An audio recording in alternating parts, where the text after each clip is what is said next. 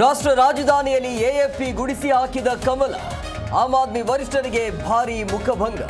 48 ಕ್ಷೇತ್ರ ಮುನ್ನಡೆ, 27 ವರ್ಷಗಳ ಬಳಿಕ ದಿಲ್ಲಿ ಗೆದ್ದಿದೆ.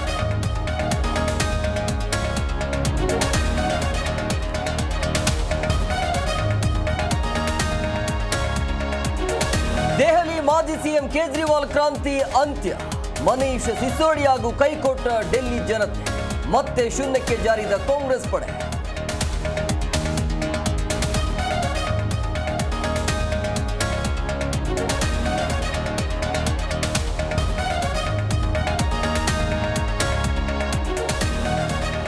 ದೆಹಲಿಯಲ್ಲಿ ಕಮಲ ಪಡೆಯ ಸಂಭ್ರಮಾಚರಣೆ.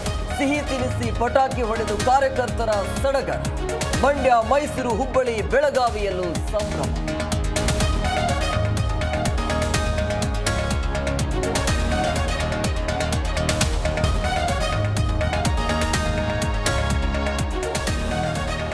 ದೆಹಲಿ ಜನರು ನೀಡಿದ ತೀರ್ಪು ಎಎಪಿ ಒಪ್ಪಿಕೊಂಡಿದೆ.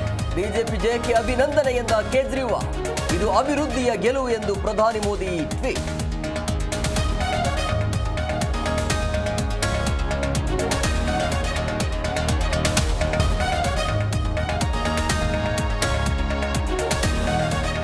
ಆರೋಗ್ಯ ಸಮಸ್ಯೆಯಿಂದ ಹುಟ್ಟುಹಬ್ಬ ಆಚರಿಸಿಕೊಳ್ತಿಲ್ಲ. ಪ್ರೀತಿಯ ಅಭಿಮಾನಿ ಸೆಲೆಬ್ರಿಟಿಗಳಿಗೆ ಮೋಸ ಮಾಡೋದಿಲ್ಲ. ಕ್ಷಮೆ ಇರಲಿ ಎಂದು ದರ್ಶನ್ ವಿಡಿಯೋ ಪೋಸ್ಟ್.